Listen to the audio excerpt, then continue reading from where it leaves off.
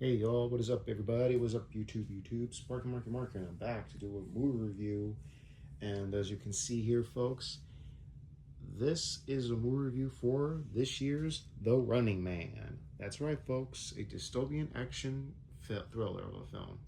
So yeah, and if everybody remembers the Stephen King novel under a different author name, and of course it was very well received. Some loved it, and it was adapted into the 1987 film, which stars Arnold Schwarzenegger as the character Ben Richards. But they made it into a completely different film, and it was all right, but it wasn't like a bigger smash that year. But to me, it was a fun adaptation. I think I'm gonna stick with fun, and this was before Battle Royale, Hunger Games, and all that came around. So yeah, and now with this version, now it's fully into the source material from where it originated, and and among other things, they should have showed a private screening to Stephen King, the creator of the story, to to have his expressions and his opinion on this adaptation, as opposed to because he won it over the '87 version. And also for Mr. Schwarzenegger, he definitely would approve this one as well. So yeah, there was some interview with, not an interview, what was it? A chat with him somewhere that I heard through the grapevine somewhere. And Sean Chandler talks movies. I believe he talks about it. Yeah, during the review of this one. So yeah, they really need to update the Running Man. So yeah, I went to see it with only two members of my entourage, and I gotta say, it is amazing. I call it fun, but the third act should have had like more with it, you know? And the wife should have been there too. Yeah, you know? She should have been there. I don't get why they didn't bother to add her into the final act. Yeah, they should have added more. They should have added a lot more things, a lot more aspects.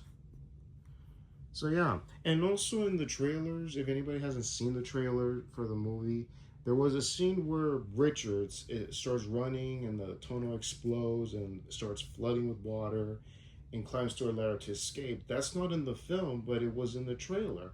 So I'm sensing, could there be an extended version of this movie? And if anyone has inside information or something, let me know in the comments. Could there be an extended version of this movie?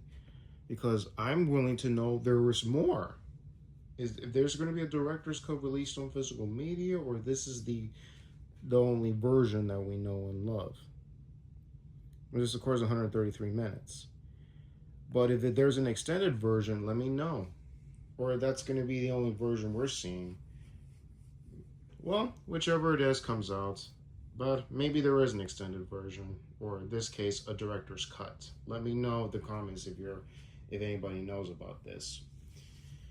So yeah, the story was great, and we have our everyday dude, Ben Richards, as a ordinary blue collar dude, but he is blacklisted for exposing what happened to his co-workers who were exposed to radiation, and he is down on his luck. He needs money, of course, for his child's treatment, and he's a married man, father of one daughter,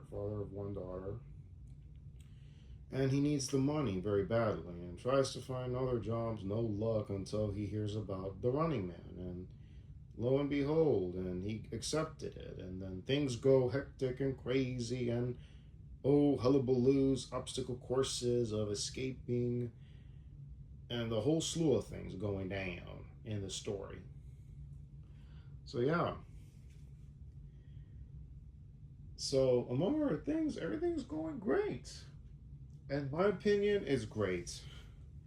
I just have fun with it. I give it like a 8 out of 10. Or a 7 out of 10, whichever it is. I give it an 8. And so yeah, all in all, it's a wall-to-wall fun story. Is a wall-to-wall action and obstacle courses this character has to go through because now he has a bounty on his head.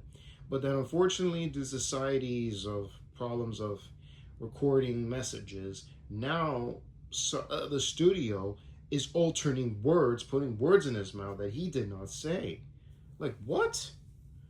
And nowadays, with today's age of the technology world, people can alter words that didn't make sense, and therefore putting words in his mouth that he did not say. And now they're making him be a little bit of the jerk, the bad guy. Like, what? How could this happen? So yeah, that's how it is. And of course, one per week is that three of the contestants, one of them is Richards, is our final hero, the final contestant of the story, and contestant to the game as well.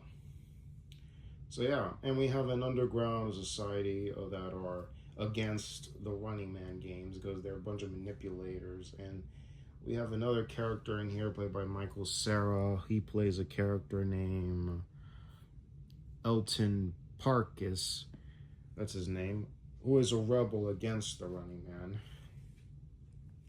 So yeah, it is indeed a very cool character. You gotta love this character. He's awesome.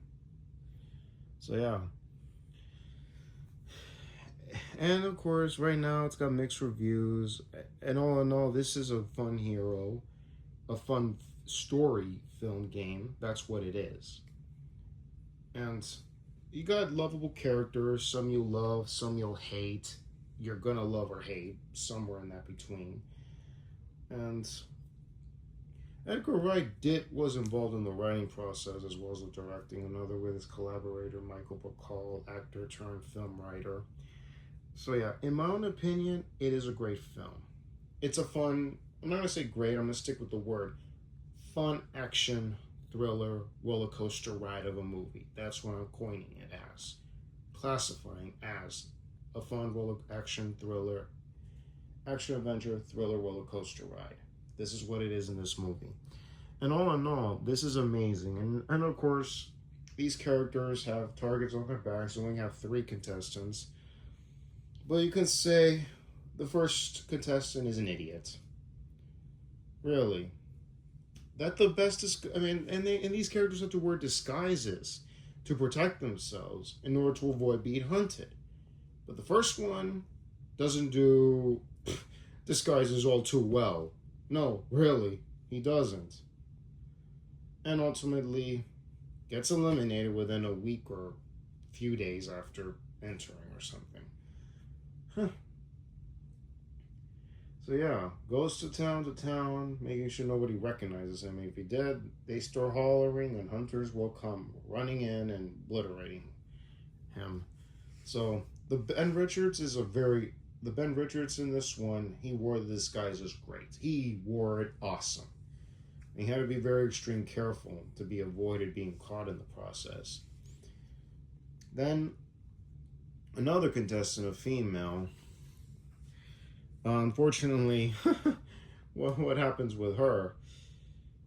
Exposed wide open, car chases, and apparently the dumbest of the dumb, out of all the places you can hide, or better underground is better, like in the sewage system, but unfortunately, she had to hide in a barn. Bad idea. The most baddest of bad ideas. And gets eliminated by 2 young boys with a homemade flamethrower. Can you believe that, folks? Sounds like the disguise for her didn't even work. Seriously, really? Disguises are an important thing.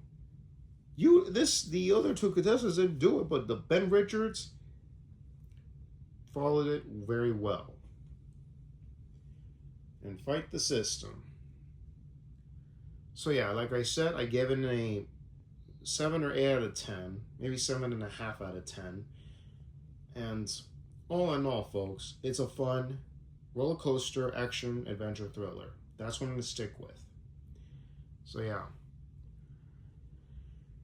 that's what I'm going to stick with, folks. That's what I'm going to stick with. So if you like content like this or any other content on this channel, please click the bell and the subscribe button to be notified of all new uploads. Like the videos, always appreciate thumbs ups. Have any opinion related to the contents, comments down below. And to those who have seen The Running Man this past weekend, or in this case, has anybody seen it during the weekday, let me know in the comments down below. And tell me, has anybody seen the original Running Man from 1987 with Arnold Schwarzenegger? And has anybody read the source material, the novel that was done by Stephen King? Let me know in the comments as well. Plus, Arnold appears in the movie, but as a current, his face is on a currency, as a currency in cash. Wow, so that's a cool nod. So let me know, what do you guys think in your point of your POVs, your point of views? I want to hear it in the comments as well. And what do you think of the soundtrack? And in my opinion, they should have picked a different soundtrack of this year to make sense. I mean, you got some classic songs by the Sly Family and Tom Jones. They were good, but should have picked also a third song, like hip-hop, rock and roll, alternative, to fit the movie. So yeah. And also, who was the dude involved? Stephen Price. Yeah, the composer. Wow. That's all I'm going to have to say.